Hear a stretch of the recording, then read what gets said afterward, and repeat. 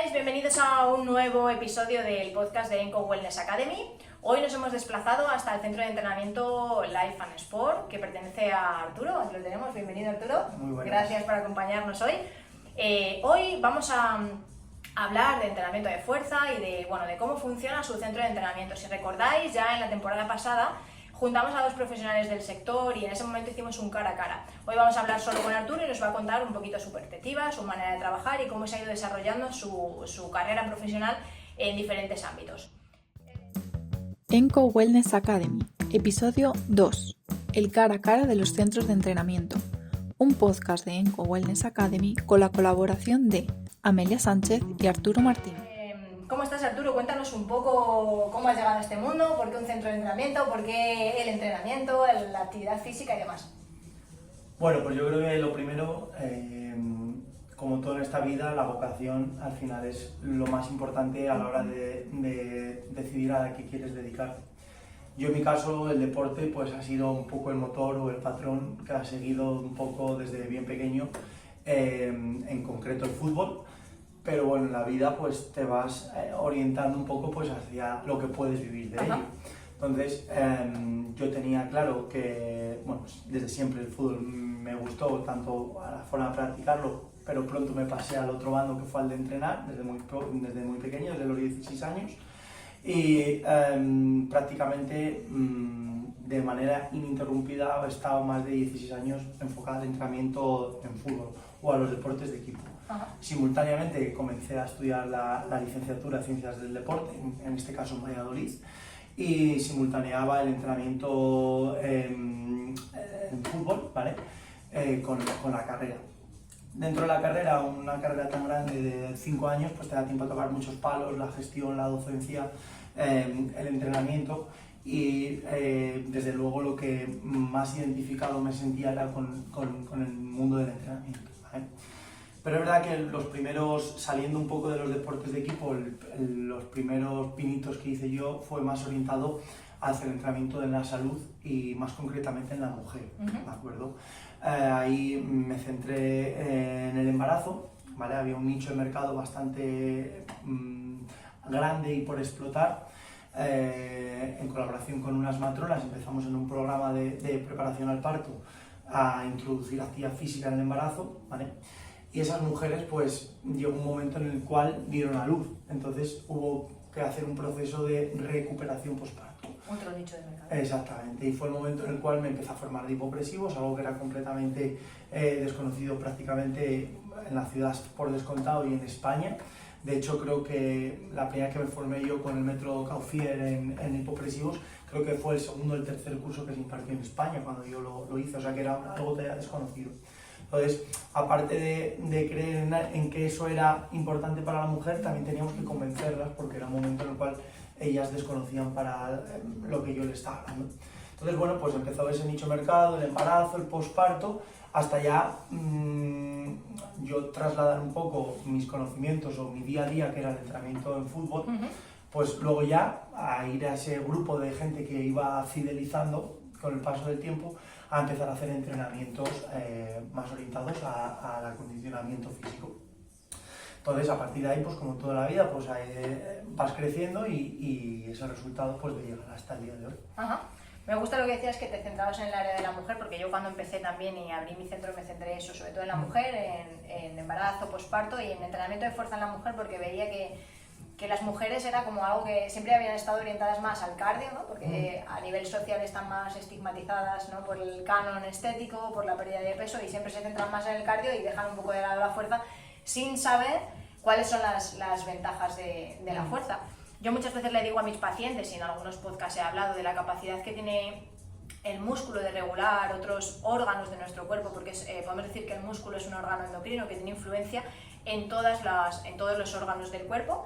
Y libera, cuando hacemos ejercicio y entrenamiento de fuerza, libera unas sustancias que se llaman las exerquinas, y luego en cada uno de los órganos, pues si es en el hígado, hepatoquinas, si es en el corazón, en cada uno de los órganos tiene su nombre, pero al final su función es la de regular el metabolismo, regular la inflamación de bajo grado y al final aportarnos salud y calidad de vida.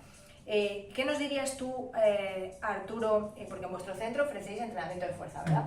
Cuéntanos un poco qué servicios ofrecéis ¿Y por qué el entrenamiento de fuerza? ¿Cuál es tu opinión al respecto?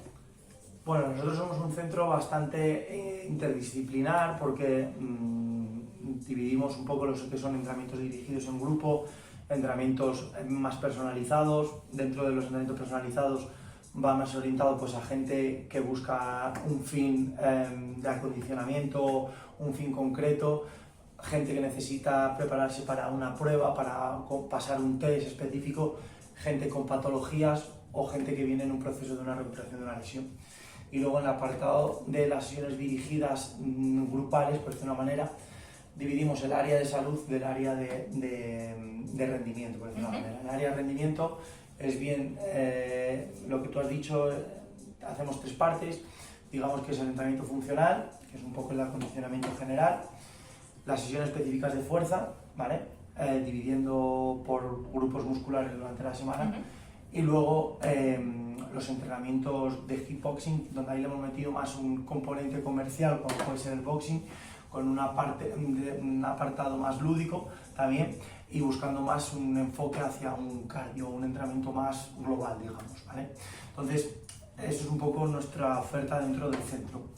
Específicamente o concretamente hablando de la fuerza, pues bueno, el entrenamiento de fuerza es algo que cada vez está más demandado, nosotros cada vez estamos creciendo más en esa dirección. Y 2 partes. Lo primero, la gente se da cuenta de que al final lo que más transforma el cuerpo es la fuerza. Anteriormente yo creo que era un poco lo que estaba instalado en la sociedad, era quiero perder peso, quiero cambiar mi cuerpo, voy a hacer cardio. Y ahora se ha dado cuenta la gente y también incluso los profesionales que realmente para cambiar o reestructurar la composición corporal, que es de lo que se llama ahora, de lo que más se está ahora incidiendo en la reestructuración corporal de la persona, la fuerza es el elemento principal. Entonces, la fuerza tiene muchísimos beneficios, digamos, a nivel estético, todo el mundo lo asocia a fuerza, al musculito del gimnasio, pero quizás es lo menos importante del entrenamiento de la fuerza. Entonces, la fuerza te permite una prevención a nivel de muchas enfermedades, tanto a nivel cardiovasculares como a nivel esqueléticas, de tu estructura ósea, hablamos de osteoporosis, etcétera, etcétera, ¿vale?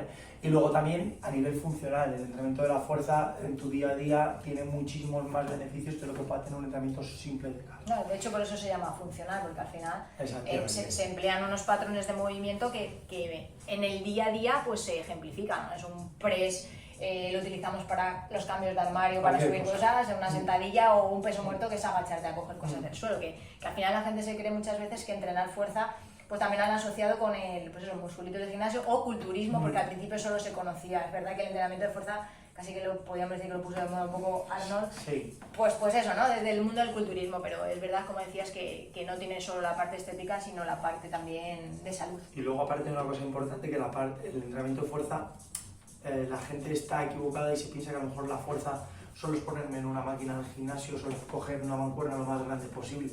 Un entrenamiento de fuerza puede ser lanzar un balón perfectamente, un entrenamiento de fuerza puede ser mover un saco, o sea, hay muchas variantes y ahora el mercado del fitness se ha diversificado tanto y han aparecido tantos elementos que te pueden hacer que el entrenamiento de fuerza no sea el tradicional de toda la vida, ¿vale? Es decir, el entrenamiento de fuerza es muy amplio y se puede combinar de muchas maneras, ¿vale?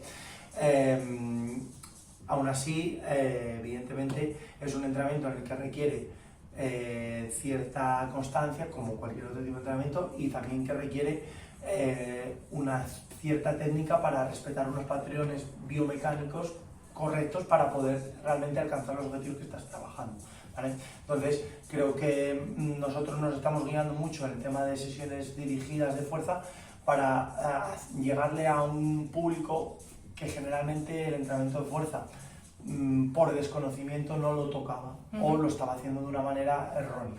Entonces creo que ahí está el éxito en el que la gente, cuando tú entrenas fuerza, por muchos factores, entre ellos son lo que segrega tu cuerpo, tienes una sensación de satisfacción de que estás haciéndolo bien. Entonces, si tú haces un entrenamiento en el cual sabes que lo estás haciendo bien con un fin y además ves ciertos resultados, pues te hace tener más adherencia a ese entrenamiento. Eso es importante también conseguir esa adherencia, porque muchas personas acuden al ejercicio, ya sea por resolver un problema de salud, muchas personas por estética para combinarlo con una bajada de peso, y si no se consigue adherencia al ejercicio, muchas veces la gente eso pues abandona, y es fundamental para la reestructuración corporal que hablabas antes combinar las dos, ¿no? Alimentación y ejercicio, que una sin la otra al final no son nada. Y bueno, pues es importante también guiarse de profesionales del ámbito del ejercicio, de la salud, para poder llegar a conseguir esos objetivos y no decaer. En el podcast anterior, cuando hablábamos con estos otros dos profesionales del sector, se planteó una pregunta y me gustaría planteártela a ti también. Preguntaron que cómo veías el futuro de los gimnasios comerciales frente a los centros de entrenamiento así más pequeños como el tuyo, que ofrecen a lo mejor un servicio un poquito más personalizado. A ver, personalizado o más cercano. Bueno, yo creo que esto se puede hablar de dos términos, desde la rentabilidad económica o desde el número de usuarios, quiero decirte. Desde el punto de vista de rentabilidad económica, evidentemente estos modelos de negocio van a ser mucho más rentables que el modelo de negocio del gimnasio comercial de toda la vida. ¿Por qué? Porque al final el gimnasio comercial tiene que trabajar unos precios mucho más bajos, tiene que trabajar con un volumen más grande de gente y tiene que movilizar un material muchísimo más caro, se hace una maquinaria. Entonces los costes iniciales del gimnasio comercial es mucho mayor que lo que tiene un gimnasio, un centro de entrenamiento, en el cual puedes empezar de la manera más básica e ir creciendo, eso está claro. Entonces, lo segundo, el otro día leía un dato que se estimaba que de aquí al 2030 creo que era, no me acuerdo el número exactamente, pero creo que estaba en torno al 60-70% de la población sería una población activa haciendo actividad física. Ojalá. Eso significa que el volumen de negocio será mayor y estará mucho más diversificado, como está pasando ahora. Es decir, ahora mismo puede parecer que hay muchos gimnasios, hay muchos centros de entrenamiento, que yo también lo creo, pero aparte de eso, cada uno va a ir encontrando un poco su nicho. Yo creo que esta burbuja estallará un poco también, porque no todo vale, o no todo, cualquier esquina vale para montar en el centro de entrenamiento, que puede verse hasta el momento, porque por un lado creo que no será rentable para que todo el mundo subsista, pero creo que también habrá nicho. Entonces habrá gente que se especializará más en lesiones, habrá gente que se especializará más en la fuerza, habrá gente que se especializará más en clases dirigidas, habrá centros en los que se especializará más en máquinas. Creo que ahora mismo la diversificación del mercado llevará a eso, ¿vale? Entonces, los gimnasios grandes los gimnasios comerciales, por decirlo de una manera, ya no abarcan todo eso. Antiguamente un gimnasio comercial tenías tus clases dirigidas, tu clase de pilates, tu clase de yoga, tu monitor de spinning. Vale. Entonces, cada vez se están abriendo más gimnasios de estos tipos comerciales con una cuota más baja, pero únicamente y centrándose en tú vas, haces lo que quieras, tienes aquí tu gimnasio y cada vez se va sacrificando un poco más, en este caso, el personal. ¿Por qué? Porque al final es lo que le hace a esos gimnasios subir mucho sus costes. Entonces, creo que la gente que busca algo más personal o que quiere con el entrenador tener un poquito más de contacto directo, busca este negocio, ¿vale? Y creo que hay un gran perfil o una gran población que ha salido del gimnasio comercial y se ha ido a estos centros de entrenamiento. ¿Cuál es el problema? Que los centros de entrenamiento, los gimnasios comerciales, donde antes tenían 5.000 socios, ahora tienen 2.000. Por lo tanto, a nivel de rentabilidad va chocándose con los números, un poco por lo que yo conozco del sector. Entonces, en conclusión, un poco a lo que me quieres decir, creo que el gimnasio comercial de toda la vida existirá, porque existe que hay una población muy grande donde busca la fuerza y realmente tienen cada vez más gente conocimientos en el centro de la fuerza, y existirá. No existirá con los números o con los volúmenes de gente que se está moviendo antiguamente, porque habrá una gran población que se escape a box de CrossFit, a box de centro de entrenamiento, a centros de pilates. Es decir, el pilates que antes hacían en el gimnasio ya no se hace de la misma manera, porque ya hay tus centros de pilates específicos de pilates.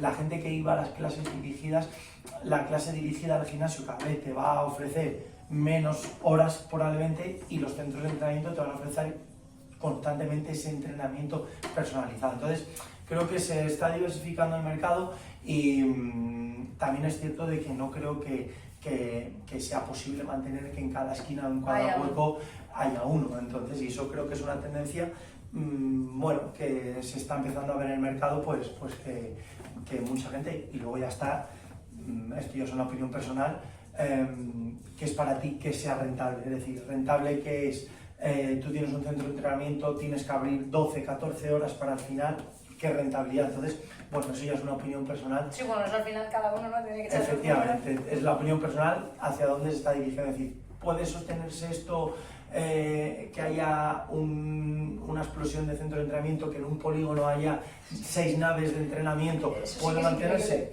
Veremos. Vamos a ver, quiero decirte, dependiendo de lo que cada uno considere que para él es rentable. Claro. Es decir, para mí no es rentable trabajar 14 horas al día y estar teniendo un sueldo que en otro sitio lo haría por 8 horas. Eso ya cada persona Claro. pues tendrá que saber lo que para Sí, no, pero sí que es verdad que ha habido un boom. Hubo también un boom hace unos años con los centros hace como 3 años o así, de centros de fisioterapia. Empezaron también Correcto. a montarse un montón de clínicas de fisioterapia. Pues ahora está pasando un poco lo mismo con esto, con los centros de... Voy a llamarlos de actividad física porque tú ya has hablado de naves en polígonos industriales, que es verdad que yo lo digo por experiencia propia. Mi padre tiene una nave que ahora alquila y dice mi padre es que al final mi nave la voy a tener que alquilar para un centro de entrenamiento, porque es verdad que en un polígono tan pequeño, al final en vez de industria pues hay más actividad física. Sí, esto que hablas, que no estaba en el guión de lo que ibas a hablar, pero ya que ha salido, el tema de la fisioterapia y de los boom, ¿vale?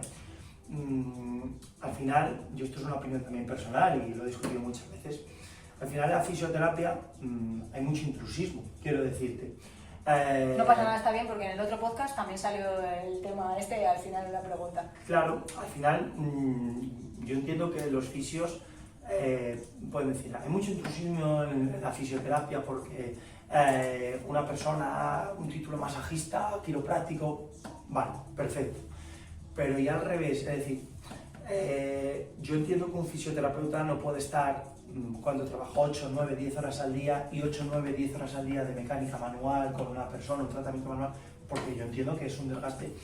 Y al final ellos ven y dicen, Juan, yo tengo ahí un espacio envuelto en mi clínica, tengo un tal, voy a ponerme a hacer entrenamientos, voy a ponerme a hacer, al final, la rentabilidad de su negocio sube porque tiene que dedicarle menos tiempo al masaje, donde antes había una hora, ahora hay 6 personas. Entonces, esto que te decía anteriormente, al final,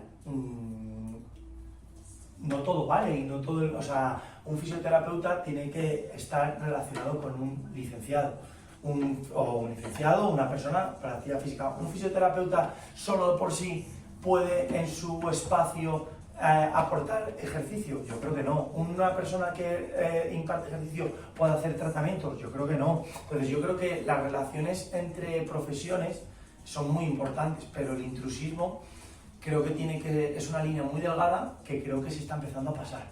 Y entonces creo que hay que acotarla muy bien, porque yo trabajo con lesiones, pero yo trabajo con gente que viene lesionada, que viene recomendada o en proceso de tratamiento con profesionales fisioterapeutas. Pero a mí no se me ocurre ponerme a tratar desde el ámbito de la recuperación a un cliente. Yo le trato desde la readaptación. Entonces, creo que ese querer abarcar tanto, creo que también va a ser uno de los motivos por lo que esta burbuja pueda estallar. Al igual que habría tantas clínicas de fisio por cada esquina, pues veremos si puede mantenerse esto en el tiempo mucho más. Bueno, yo ahí en algunas cosas es verdad, y en el otro podcast también lo dije, no comparto toda tu opinión. Es verdad que hay que derivar y, por ejemplo, en una recuperación de lesión no vas a hacer la recuperación de lesión igual que la haces tú desde la readaptación a la actividad física, como la puedes hacer en unas tareas o en unos momentos anteriores, por ejemplo, en un ligamento cruzado. En un ligamento cruzado tienes que empezar a trabajar pronto y no para la readaptación deportiva. Entonces, para mí sí que es importante también el trabajo multidisciplinar, pero por ejemplo en el caso que tú has comentado antes, que trabajas con embarazadas y posparto, entonces podríamos decir que un fisioterapeuta especializado en obstetricia y ginecología no podría trabajar o dar clases en embarazo, posparto, preparación al parto, etc. Para mí, un fisioterapeuta especializado en obstetricia, en ginecología, etcétera, tendría que hacer terapias, recuperaciones, efectivamente de eso.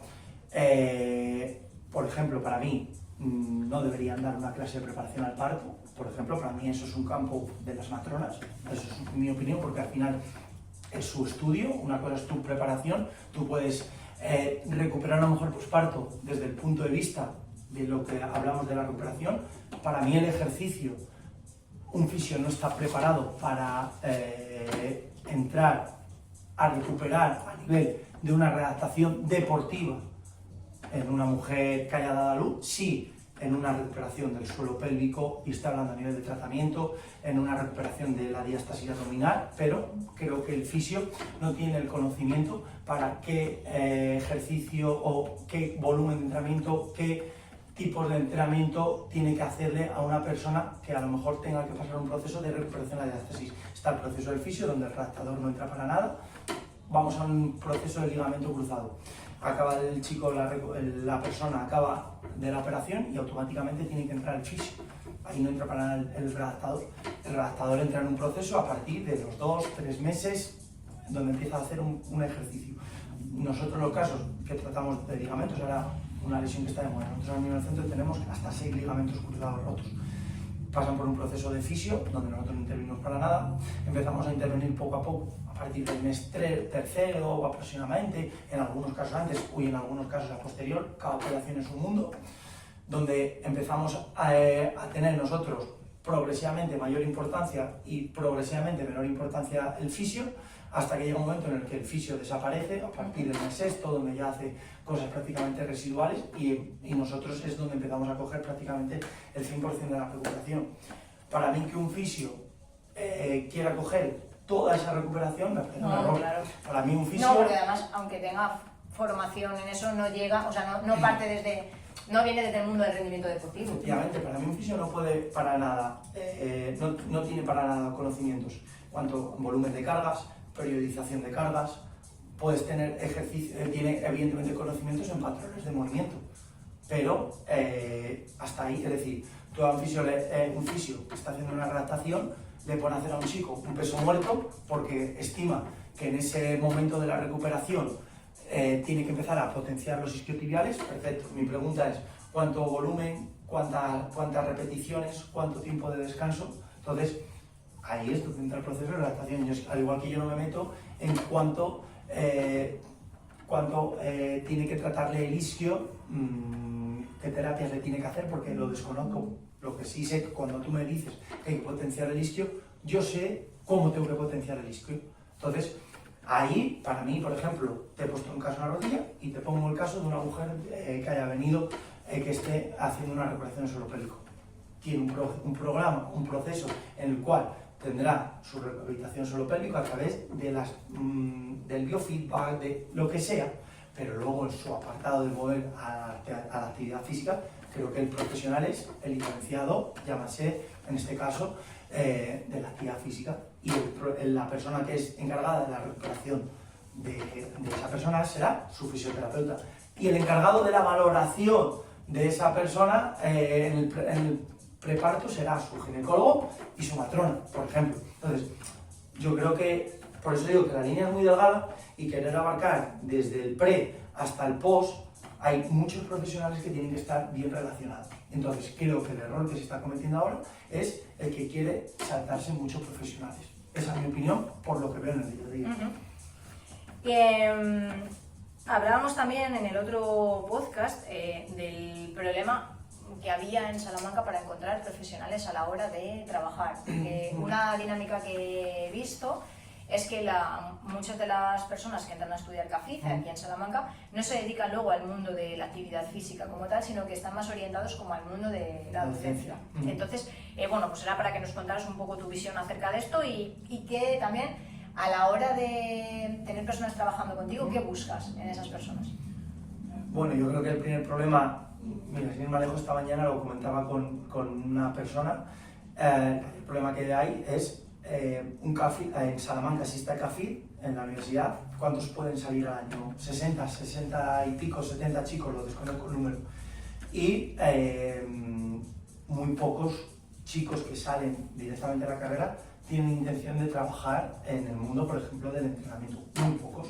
¿Por qué? Pues al final el plan de estudios de la Universidad de Salamanca está más enfocado a la docencia.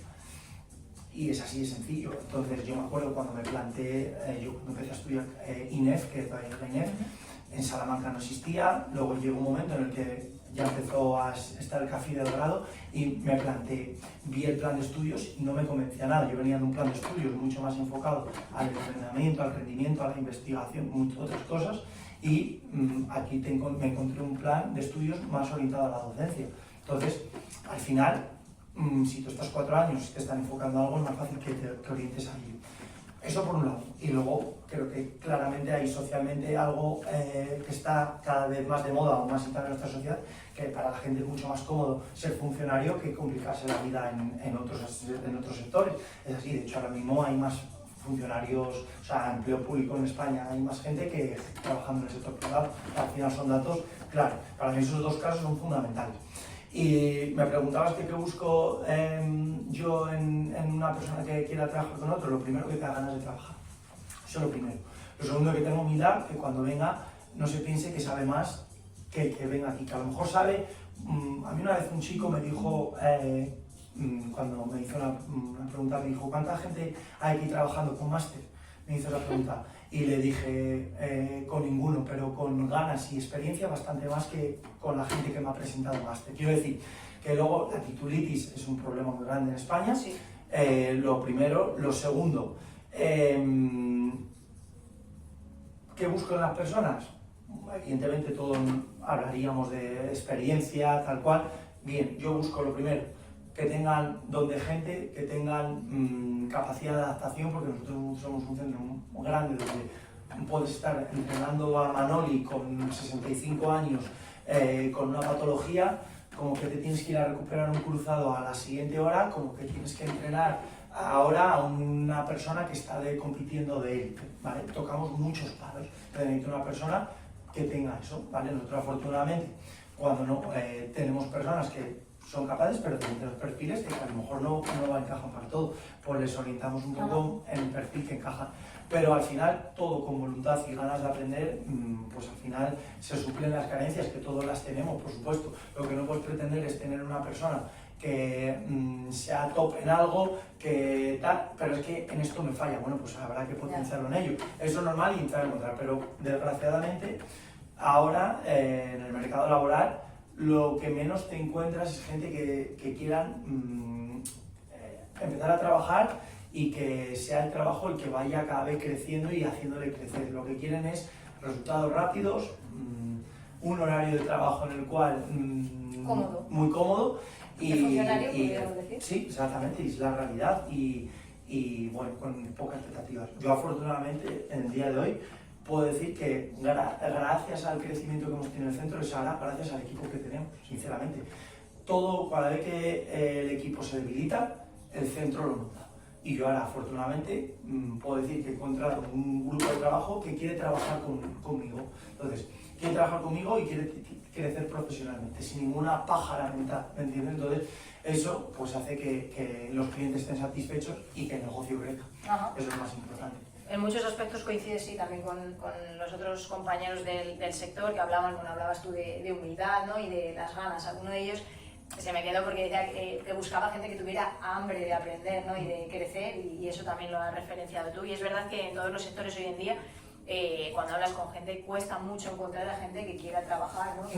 Pues es un horario de trabajo. Al final lo que decías es la gente prefiere un horario cómodo, una seguridad de base sin complicarse la cabeza. Y la última cosa que hablábamos el otro día en el otro podcast, uno de ellos planteó el tema de generar una asociación de centros de entrenamiento para poder ayudaros entre vosotros, porque sí que mencionaban que había como una rivalidad entre los gimnasios comerciales que estaban apareciendo nuevos, como que hubiera una especie de un pequeño lobby, ¿no? Que estuviera intentando apartar estos centros de entrenamiento como los vuestros que están creciendo, en pro de esos centros, de esos gimnasios más comerciales, más convencionales, voy a llamarlos convencionales, para que no muriesen, ¿no? ¿Tú qué opinas? No sé si se ha llegado a crear la asociación o no. Lo desconozco, la verdad, no tengo ni idea. Evidentemente, pues no estaría mal porque, aunque es fitness lo que hacemos, un fitness completamente diferente a lo que se da en el gimnasio comercial. Yo creo que es muy difícil y si el gimnasio comercial no se intenta diferenciar del centro de entrenamiento, creo que será más perjudicial para ellos que para nosotros. Creo que el error está en no saber convivir. Yo en mi alrededor tengo gimnasios comerciales y creo que ni yo a él le perjudico ni él a mí me perjudica. Creo que cuanto más gente haciendo actividad física, mejor para todos. Sinceramente, y vuelvo a repetir, creo que hay para los centros de entrenamiento otras competencias que sí que es cierto de que tenemos que tener con ellas mucho más cuidado y ser mucho más exigentes como a nosotros nos exigen ciertos titulaciones, permisos, etcétera, donde tenemos que exigir más, tenemos que pelear muchas más cosas, por ejemplo la regularización del IVA, donde para mí no puedo entender que yo en un entrenamiento personal esté pagando el 21% de IVA en una captación de lesión y porque sea en una clínica de fisio no se paga el 21% de IVA, por ejemplo. Entonces, creo que hay competencias mucho más dañinas para el sector que no son los gimnasios comerciales y que realmente no nos estamos poniendo en nuestro sitio porque estamos aceptando todo y no vale todo.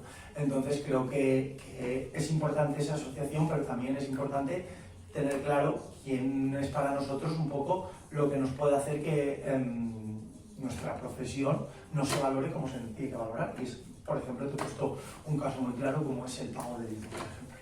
Pues mira, ese sería un motivo bueno, ¿no? para crear una asociación y entre todos pues, poder conseguir algo. Es verdad que de uno en uno no se consigue nada y entre todos pues, se podría hacer un poquito de fuerza y es verdad que yo ya a otros profesionales que no son de la ciudad también les he escuchado el tema del IVA y demás que bueno, que les gustaría ser considerados pues, igual que los profesionales de la salud para no pagar IVA. Pues muchas gracias Arturo por estar aquí conmigo grabando este podcast, gracias por prestarte y nada. Pues si nos quieres algún consejo que le quieras dar a la gente que nos esté viendo que a lo mejor no haga actividad física, ¿qué le recomendarías? Así como conclusión, un consejo que le darías tú. Evidentemente al final en la actividad física muchas veces es un periodo en el cual te cuesta enormemente arrancarlo o un periodo de sufrimiento mientras la estás haciendo que genera muchísimos beneficios invisibles que a corto y medio plazo vas a ser tú la persona que te beneficies de ello. Entonces, creo que la actividad física, gracias a Dios, por nosotros que somos los principales beneficiados de ello, es algo que está más en la sociedad, como que se está creando un hábito, no me salía la palabra, y que gracias a eso pues están saliendo muchos sitios donde la actividad física puede ser entendida de muchas maneras. Entonces, yo no hablo de que mi centro sea lo ideal para hacer actividad física. Hay muchos ámbitos donde se puede realizar actividad física y que realmente eso es lo bueno, que sea de manera segura, controlada y siempre en manos de profesionales, que es un poco lo que yo creo que eso sí que día a día se va consiguiendo. Pues muchas gracias y bueno, esperamos verte en otra ocasión. Gracias por todo. Nos vemos en el próximo podcast. Gracias a todos y esperamos que os haya gustado esta charla con Arturo.